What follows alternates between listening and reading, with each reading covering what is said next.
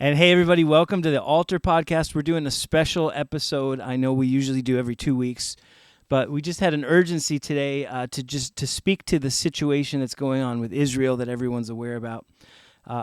And I have a friend of mine that I've known for really 2 decades, if you go back all the way, David Nekrutman, who's in Israel right now, zooming in, and you can see him waving there.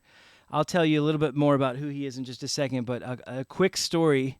Actually, one of the first memories I have of you, I don't even know if I've told you this or if you remember it, but this is 2003-ish.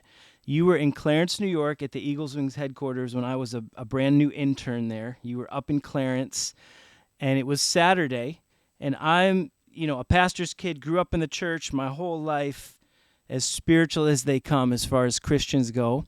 I had no context or understanding whatsoever of what it meant to be a Jew, the Jewish faith, the Jewish roots of my own faith. And so it's a Saturday, and Bishop Robert Stearns says, hey, David is visiting, and I want you to just spend the morning with him and, hang out. If he needs anything, just spend time with him, get to know him. So I said, great. The next thing I know, you and I are walking a mile down the road back home from the office because it was Shabbat. That is one of my first memories of you. And this, for me, you have to understand, that was brand new. I knew of Shabbat. I knew what it was, but I didn't realize there were people who actually held to it like that. And so that's one of my first memories of you is, hey, we're going to go home. All right, cool. Let's get in the car. No, it's Shabbat. Let's do the walk. But that was, I just remember that, and you may laugh about it, but that has helped since then form. That was kind of the first Jewish roots of my faith moment that I'd ever had. And it was with you walking down a road in Clarence, New York. So all that to say, we go way back.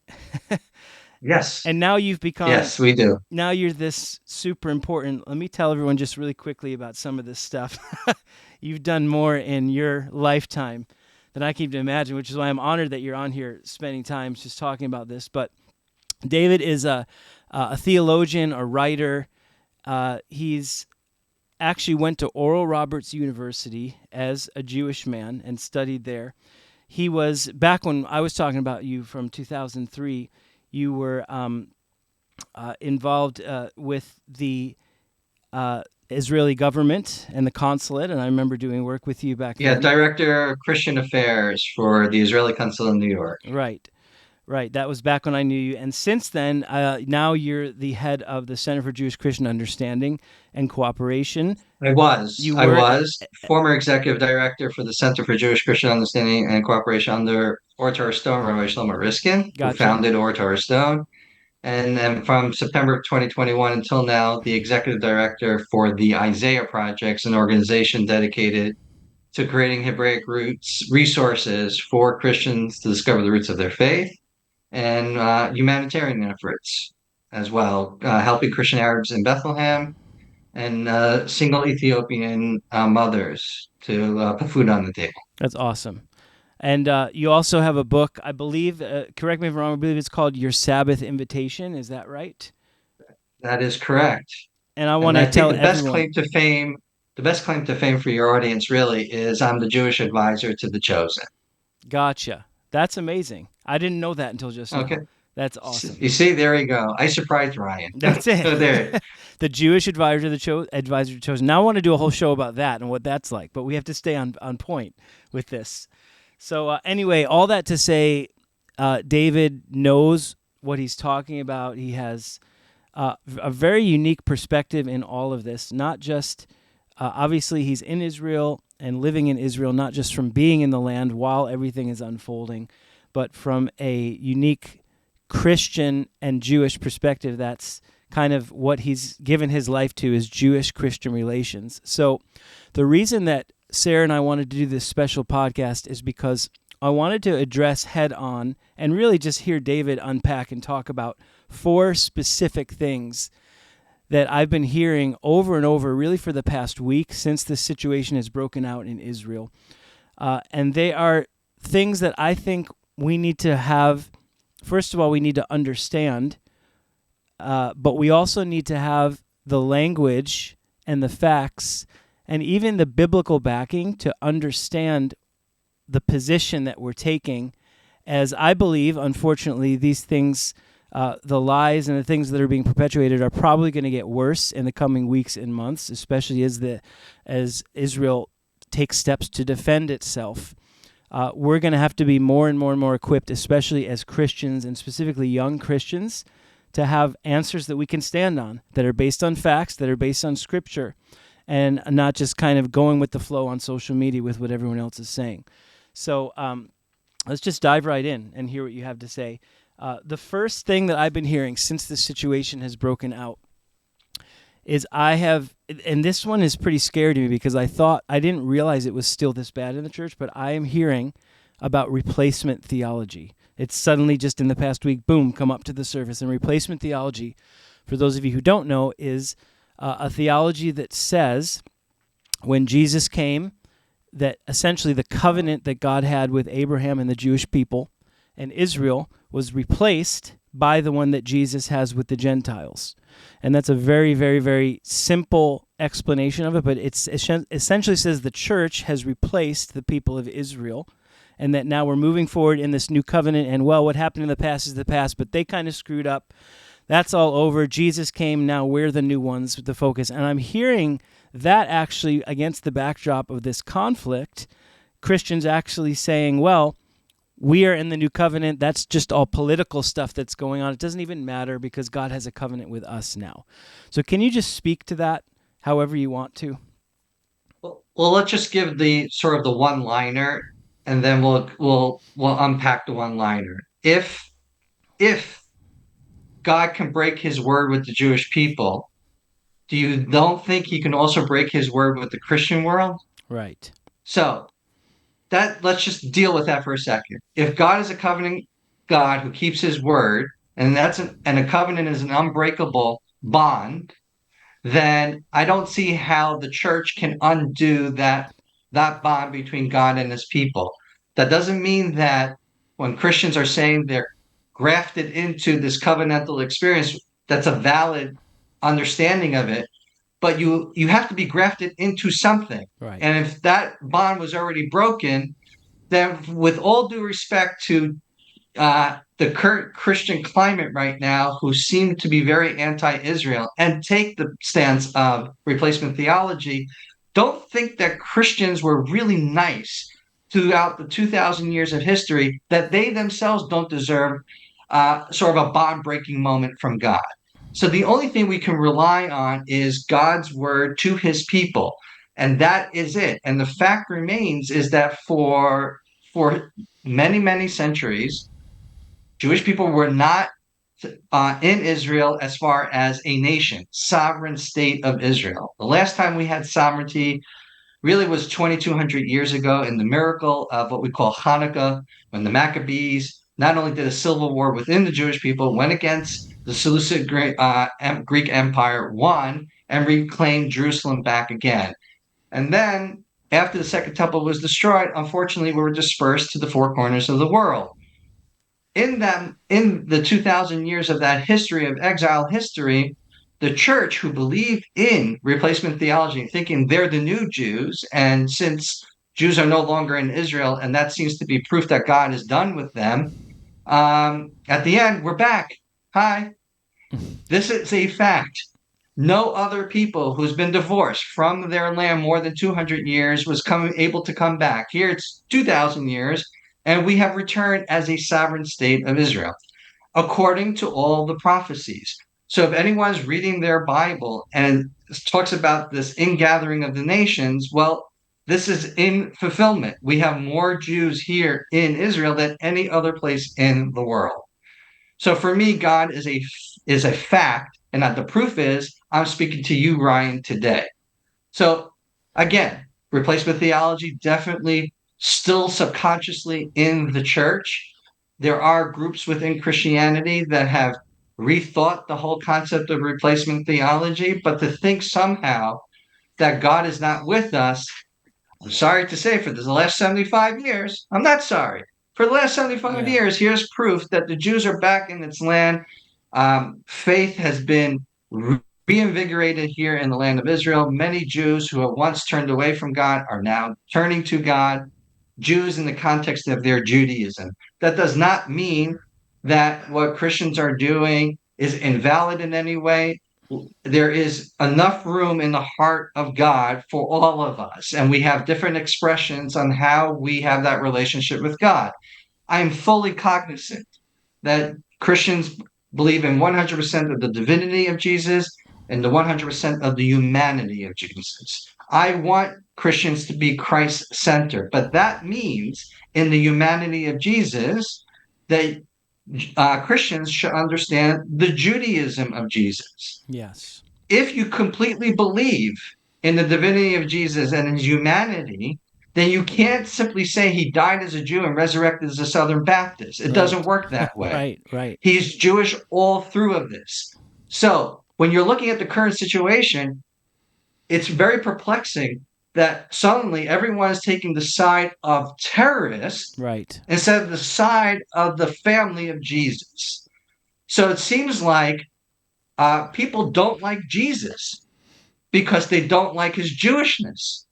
If you're an anti-Semite, you are anti-Jesus. So for Right. me, as the church seems to continue in replacement theology and come out with really bad bad statements against the Jewish people is very perplexing, because what you're saying is that the identity of Jesus doesn't matter to you. You think somehow Jesus is some type of Santa Claus dream that you made up in your 21st century understanding of Christianity, and you forgot the development of it all. Right. Absolutely. And I can't believe, as a Christian who obviously believes in the New Testament as scripture, you look at Romans 11. I ask people who believe in replacement theology, I say, what do you do with Romans 11, where Paul specifically says, don't boast because you've been grafted into the root. You haven't replaced it, you've been grafted in. And so I don't understand how Christians will ignore portions of our New Testament to support a theology that it just doesn't make sense. Even that's just the New Testament. I mean, forget the Bible and all the spiritual stuff. Like you said, just seeing the Jewish people back in the land for 75 years is enough to prove, okay, something's going on here that's beyond just coincidence. Yeah. But I would say like this again, uh, maybe for Luke, that may be not Jewish. All the disciples are Jewish. I find it quite funny that the doctor in the group is not Jewish. But okay, be as that may, at the end of the day, for me, this for anyone to truly understand what I would call the apostolic writings, Yeah, the gospel and the apostolic writings. If you don't understand the Judaism of the day, then you're losing a high definition from what you're reading. Okay. And just to understand this, okay, for the Christians, this might be a very shock. Jesus never went to a church, he went to a synagogue. In fact, he celebrated Sabbath. Most of the healings took place on Sabbath. All right. Everyone talks about the healings and the miracles, but they forget what day it took place on. Mary wasn't a Catholic, right, Mary was a Jewish mother.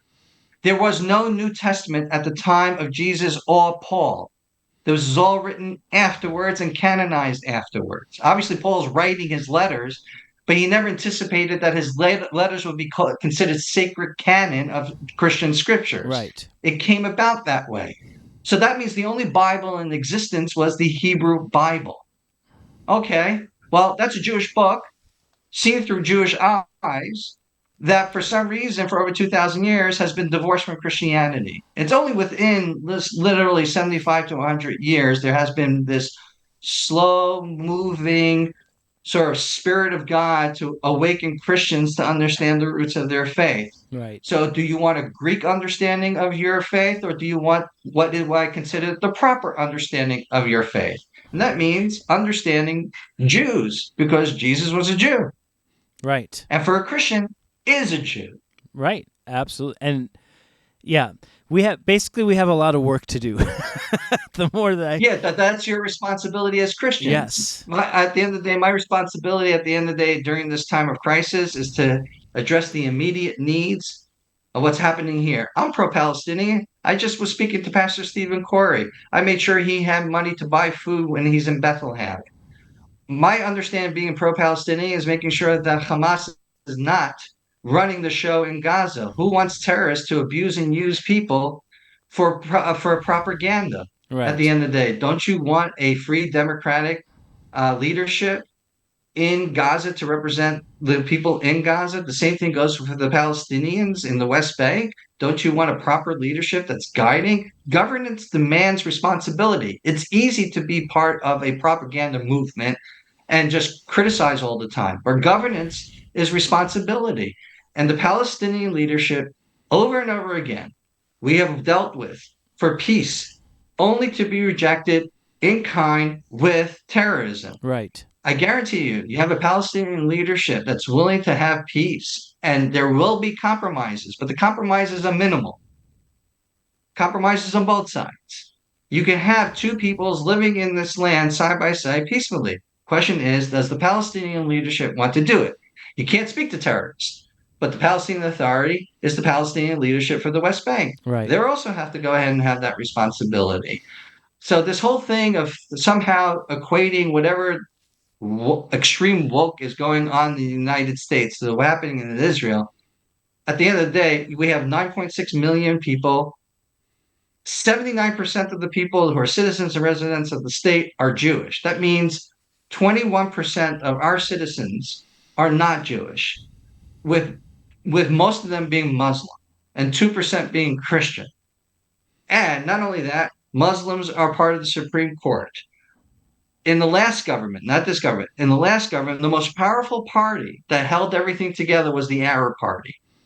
Well, I don't know of any Jewish elected member of the Hamas organization or Palestinian leadership organization. There are no Jews there. Right. We pulled out in 2005 Right. from Gaza. Right. We provided everything, their whole economy was there. The response was to burn everything down. Right. What we're seeing right now, and I'm sorry to go off on this, but understand this is the 12th day of the war. I've Yeah. been running around providing humanitarian aid, and I'm seeing people like the Union for Starbucks siding with terrorists. I'm hearing Free Palestine. You know what? Free Palestine from Hamas. What does this Free Palestine have to do with the state of Israel? If Hamas was in charge of everything, they should have made sure that they delivered to their people. Why use their dollars that they got from the international community to buy arsenal from Iran and Hezbollah? Right. I didn't realize that Free Palestine is okay with terrorism commanding that community, and the brutality that has happened on October 7th, which is a day, is literally our 9/11, Yeah. is comparable to the Holocaust. No other time in history have we seen personally of the brutality of what people are doing. And this is what you're saying, Free Palestine. This is the leadership you're standing by. We're living in a topsy turvy world. So Christians, if you're truly believing in your faith, well, that means you should also make sure that there's no Hamas running Gaza. Right. Let me ask you this. This is something that I've heard not so much from, well, yes, from individuals, but even more scary than that is I've heard this in the past 2 weeks from churches during the liturgy, during the morning, during the prayer time. Essentially, churches and people not taking a stand for either side and saying phrases like, we're not taking sides today, death and fighting is bad, we're just going to pray for peace. And it's kind of this, all right, you feel like you've addressed the issue, you've prayed for it on Sunday, but you really didn't do anything. It's spineless, is what I would say. And that, I think this of the things that I had to talk about today is the one that just infuriates me and bothers me more than anything else, because I would almost rather a church, for example, a pastor say, well, we're just not going to take any side on this for now. We're going to figure out what we believe. We'll address it next week. Then to kind of go halfway and say, oh, all death and fighting is bad and Israel's made mistakes and the Palestinians have made mistakes. We're just going to pray for peace. And it's just this superficial, spineless, not taking a stand for anything that's cloaked in this good terminology of praying for peace. How would you speak to that? Because I think the reason it deeply bothers me is because I feel like that type of sentiment is what led to what happened in the Holocaust. If you really look, it's just. But it comes from, but it really comes from a perspective of somehow from a Christian point of view, I'm saved, I'm good. I can retire and live off my Social Security benefits here on earth until God takes me away. Somehow salvation got equated that I don't get involved in anything. Yeah. And this is the fleeting moment of Christianity. Christianity, specifically in the United States, is at a risk today. I think more you find more staunch Christians in Africa and the underground churches in Right. China than what you have in the United States, because simply the church has been quiet on a lot of things. Leave Israel for right now, just on a whole slew of things, not to rattle the boat in the congregation for fear of losing congregants, meaning Right. at the end of the day, losing the Sunday offering. Right. Well, at the end, if I read the book correctly, the all the disciples were martyred because they took a stance on their faith. So when did Right. it become okay within Christianity to be on the sidelines in the bleachers to say, I'm going to see what's going to happen. I don't want to rock the boat. The whole point is that you're supposed to rock the boat. Right. Otherwise, how are you supposed to accomplish the Great Commission? So what we have is superficial Christianity being sort of like nothing else like Coca-Cola being marketed to Christians, and Christians are sipping this away, thinking seems to be okay. But it's all full with junk at the end of the day. I want Christians to be Christ-centered because if you are, there's nothing for me to worry about because you would have my back because I'm your elder brother in faith. Even though I don't necessarily express the same theology as a Christian, doesn't take away from the family. And I don't know of any other faith community that shares the same scriptures as us than Christians. Right. Islam doesn't share in the sanctity of scriptures, not even the Hebrew Bible. So it started off with Jews. It was written by Jews. And the book is pretty much, if you really understand it, it's pretty much from a very perspective from a Jewish book. For some reason, Christianity, as Americanized as it is sort of similar to McDonald's. And I think that is because of the prosperity gospel Yeah. and the solely social justice gospels that are out there. So you have to pick and choose. I don't think you have to pick and choose anything. I think what's right has to be called what's right, what's wrong is wrong. And therefore, here's the clear example. When a pastor goes in and says, well, we want just peace. Well, this is the problem. There are people saying that peace means free Palestine, that it's okay to back up Hamas, Yeah. that's murdering Jews. That's how far the extension of a perspective of peace is, Wow. which is not rooted in anything in the Bible or Right. even in Christian theology.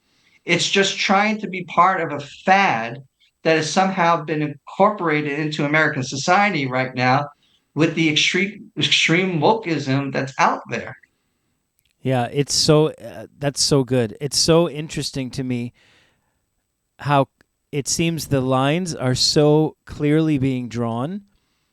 Like you said, the extreme wokeism, the extreme uh, that whole thing that's Leading going on. values of what's a man, what's a Yeah, woman. all of I that. didn't th- I didn't think today there was going to be a debate upon what's a man and what's a woman. I just didn't understand. Seriously, maybe old school, but I mean, we Right. we understand what a man is. We understand what a woman is. We understand what a marriage is. I think most people are a little confused what marriage is. I'll give you my definition of what a marriage is.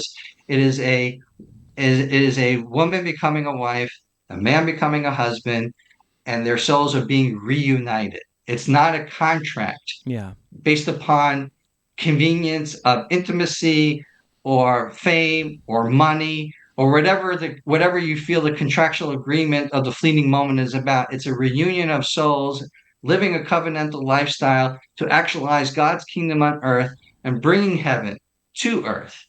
But somehow, marriage is even up for grabs in certain churches today. Gender is up for certain churches today. So there's more problems, I would say, in Christianity than ever before. And again, Israel is just a component of that. Yeah. But if the church is not straight with what they believe in, how do I expect? I can't expect a church to be there for me. And that's why I rely on this remnant within Christianity. That's why Bishop Robert Stearns is really a vital friend for me, but he's on the front lines with me. When he says we're not alone, I know he means we're not alone. Right. I can count on a Bishop Robert Stearns. I can count on Eagles Wings. I can Yeah. count on people like you who've been reared and raised and nurtured in that. But if I'm looking at the average, Episcopalian, at the end of the day, seems to be run amok, or even a PCUSA person, I can go on in the different movements. I'm not expecting anything from them because already we're starting off from the concept of replacement theology. Already we're coming from the concept of progressive, extreme progressive values that just are not in sync with the Bible. So it's going to be a remnant within Christianity, with a remnant of Judaism to come together to be true witnesses of God, of the God of Abraham, Isaac, and Jacob. Yeah. Absolutely. What about this question? This is another one that I've heard a lot in the past week from Christians saying, I stand with the Jewish people spiritually, meaning, but I don't stand with the state of Israel politically speaking, and kind of drawing that line and separating those two things. So again, I go like this. It's a cop out. Yeah. It's being a coward. All right. So just be for what it is. I never heard anyone say to me, I believe in the spirituality of the United States, or I believe in the spirituality of the United Kingdom or Japan. That's where I am, but I don't agree with the politics of my state or my country. I mean, really? Yeah. It's like why is it's always Israel that has to go ahead and first say, we're not perfect. No Right. country is perfect. I don't know why we start off with we're not perfect. We're a country. We're a government. It's run by human beings. It's understood trial and error thing happens. But the name of our military is called the Israel Defense Forces, not the Israel Forces. We respond to what's happening accordingly. We the technology is such today. If Hamas is shooting from a particular place, we know exactly where, and we pinpoint that missile to take out the terrorist who's harming me. Unlike Hamas, has no problem shooting thousands upon thousands of missiles Right. indiscriminately.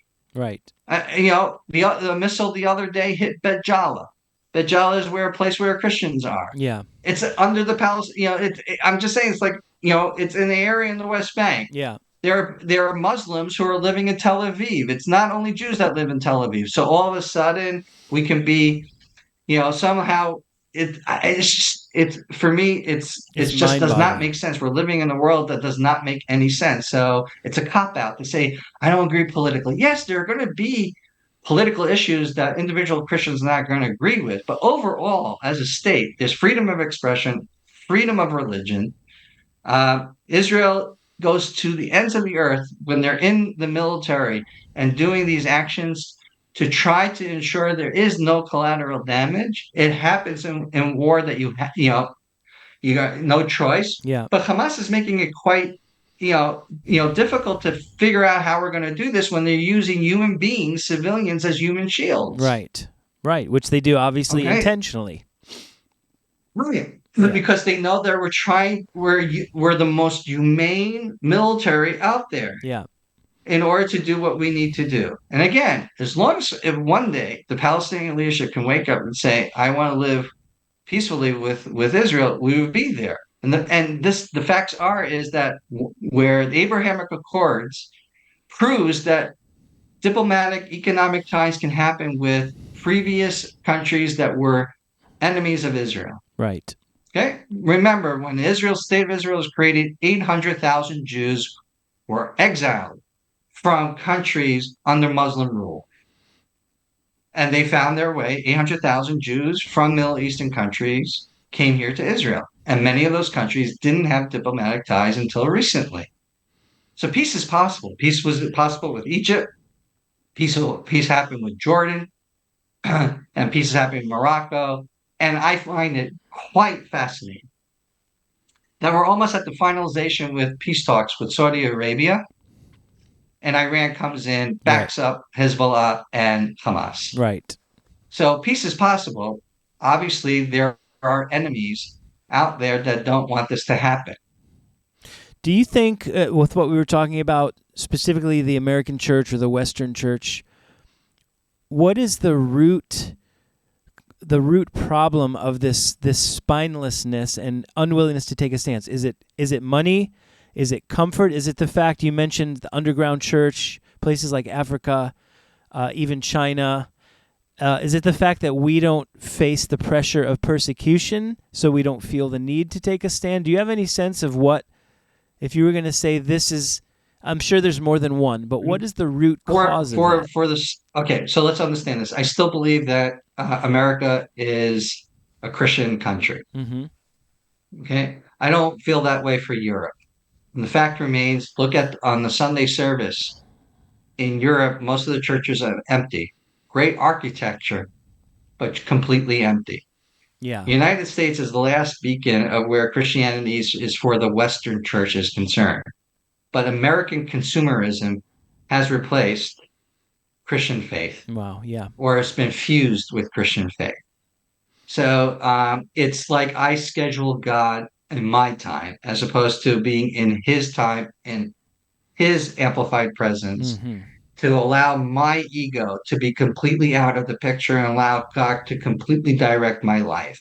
I think I think Jesus said things you can't have Caesar and God at the same time. Right. I heard a verse about that Right. once, Right. right? Right. So just saying that I think in this particular case, American consumerism has been fused with Christianity. I think it's sort of like I want this to I want to define who God is for me that makes my life the most comfortable, even Right. including my political outlook that could be contrary to biblical values.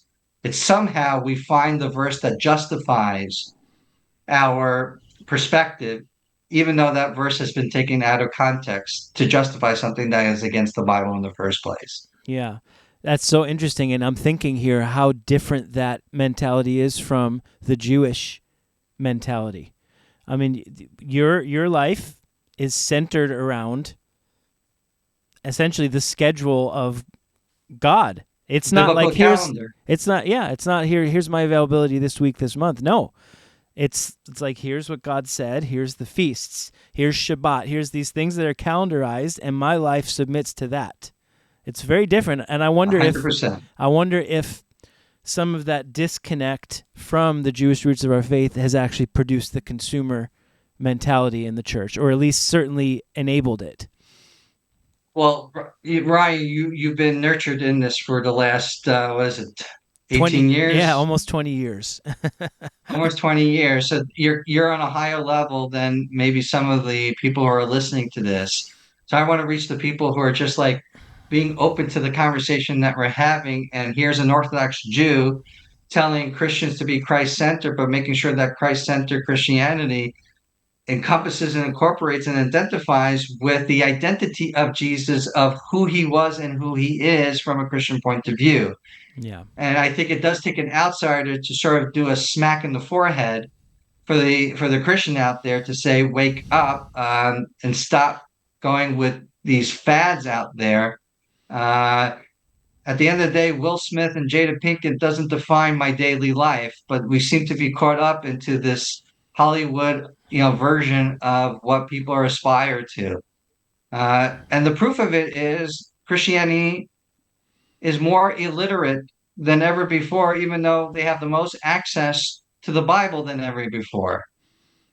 Just go to Barna Research and they'll give you all the stats of how our young teenagers and Yeah.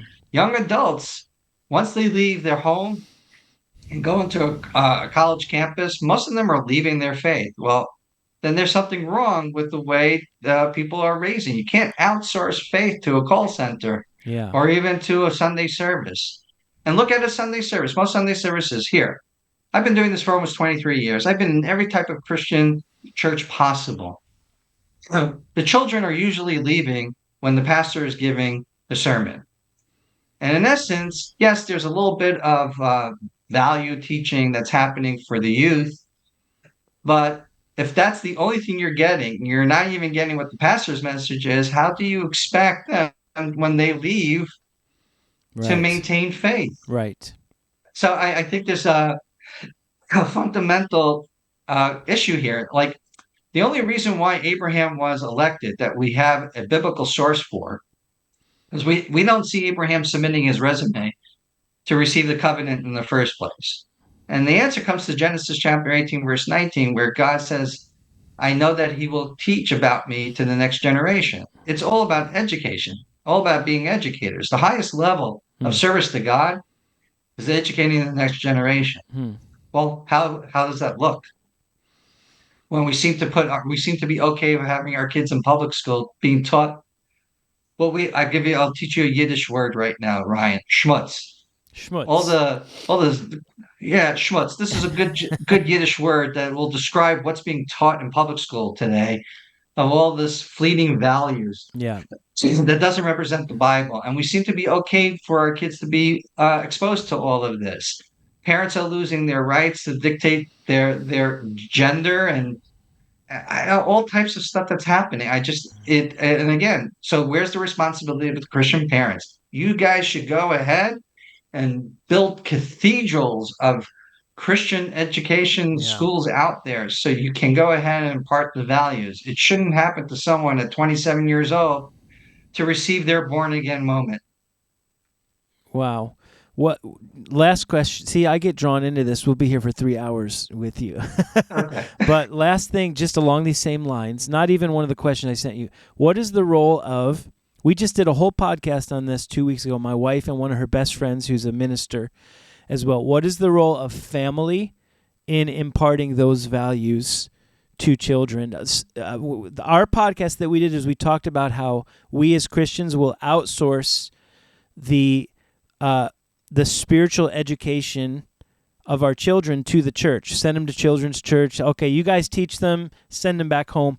What is the role of family in a Jewish family in raising the children? So it's a we thank God, and you should know. Ryan knows this. I think Ryan knows this. I moved to Israel because my oldest one was turning 5. Yes. New York was unaffordable. Sending my kid to a religious Jewish school would be 15,000 at that time, $15,000 a year. Yeah. Now I could move to another Jewish community in the United States and have the tuition a little bit less, or I can go to Israel and my tax shekels gives me the option to choose which school is best for my child. Okay, which you didn't have that choice in the United States No. only up until recently of school choice and allowing public tax dollars to pay for that. But we don't have a separation of synagogue and state. You're still debating the whole separation of church and state in the United Right. States. Right. But here in Israel, one of the major reasons why I made the move I did was my child was 5. He's going to go into school. What type of school do I want? How is it going to be affordable that I can go ahead and maintain my Jewish lifestyle and ensure his education? And he's learning Bible and all the rabbinic literature that has been developed in the last 2,000 years. He's learning that, but every week we're centered around the table for a Shabbat experience, which we don't watch TV. We're not on our iPhones. We're not looking at computers. My Shabbat meal is 3 hours because we're having a meal, we're enjoying the meal, we're getting to catch up with one another, but we're reviewing everything they've learned the past week, Yeah. and we're bringing scripture messages to the table. We're delving into that message. They're coming with me to the synagogue. We're going together. They're part of the synagogue service. They're not excused to go out somewhere.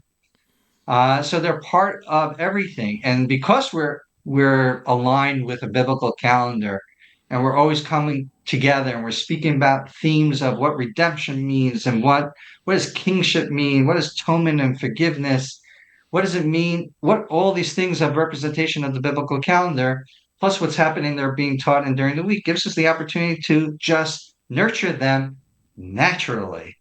Yeah. It's not about my PowerPoint presentation and here's your motivational speech for the week. whether the congregation is listening or not. Often, I think pastors are trying to win a soul that might be a guest there for the Sunday than to provide manna Wow. for the congregation that's showing up every week. Wow. So if the church is superficial and at the home, there's not much reinforcement of what's going on in scriptures and discussing it, can't expect the kid to maintain their faith afterwards. Right. It's not the kid's fault. And I would also say sometimes right now, it's not the parents' fault either, because they are not being taught, they weren't taught properly when they were growing up. This is my thing. If salvation is not retirement, salvation means requirement and responsibility. Right. And for some reason, it seems like often what I hear is, I can't wait till Jesus takes me. And I'm like, what are you going to say to Jesus of what you did when you had this moment in your life and you said yes to Jesus? What did you do for him for his kingdom? Why is how did sanctification enter into your life that this moment could be sanctified than the Right. previous moment? Right. We have moments of sanctification, opportunities of sanctification every single day. You get up and you say, what we're going to do for God today. Yeah. That's so good. Listen, we need to get you behind a pulpit. Next time you're in the States, you're going to be preaching. Let everyone know just before we wrap up, how can they give right now financially to support either the Isaiah projects or the humanitarian aid, or if those are linked, how can they give to what you're doing? Very simply put, go to www.theisaiahprojects.com/donate, www.theisaiahprojects.com/donate. Just understand what we're doing here. Again, as a Jew, my responsibility, I've said this to Ryan beforehand. Covenant land comes with covenant responsibility. We know what it means not to steward covenant properly in this land. The Bible attests to that. We got kicked out twice from the land. We have this rare opportunity in the last 75 years to be a steward of this land. That means that we also have to take into consideration everyone that lives in this land. And that includes non-Jews, includes Muslims, and includes Christians. My heart and what I have done for 23 years in advancing Jewish-Christian relations, my heart is for the Christians living in this land. So I help out specifically Bethlehem and Christians living in Jerusalem. That has God has put on my heart. So we help put food on the table for them. Single Ethiopian mothers that live in Netanya, that's where I live right now. But when crisis happens, something like this happens when we're dealing with a war, October 7th is a date will change forever in Israeli lives. Mm-hmm. And it means that at the end, when we're dealing with a crisis, we can't stand by, just watch the news, feel bad about the stories that are coming out. And faith means, I think there's a person named James, right? I heard Mm-hmm. about James, Yeah. right? You need some type of action to affirm faith. Yes. Yep. I heard about And it. ORU, It's what you I was heard about him told. once, right? I heard about it. All right. So at Right. this point in time, rhetoric is not needed. Action is needed. Right. Awesome. Well, thank you for being on. Listen, man, we are with you. Our small crew here. Um, we are trumpeting the message along with Bishop Stearns and others. You have friends, you have family, you have support no matter what happens, and we're getting the message out and believing millions and millions are going to understand and hear that message and just stand in support of Israel and stand for covenant is what it boils down to. Bless to everybody. I'm going to ask you really to have everyone in their prayers, from our family to yours, really. And Ryan, I love you, man. I really do. Your wife and I, and you all together working this. We know each other for so many years. I had an Yeah. opportunity during during COVID, like when Jersey was opening up. Yep. I came, I came, Yep. I came, and 4 hours. I stood 4 hours in that service. That's longer than the Jewish service. Just want to let you know. Okay? That's right. You came to resting place here. 4 hours in the service. You guys were, the spirit was flowing through that place. And you hung I in had to there. wait 4 hours to give a 2 minute speech. I just want to understand that, okay, Ryan? 4 hours to wait for a 2 minute speech. But see, that's the power that a Jew brings. You only need 2 minutes. We need 4 hours I to only get to need that two list. minutes. That's it. Awesome, man. Thanks again for doing this, and we'll talk soon. God bless.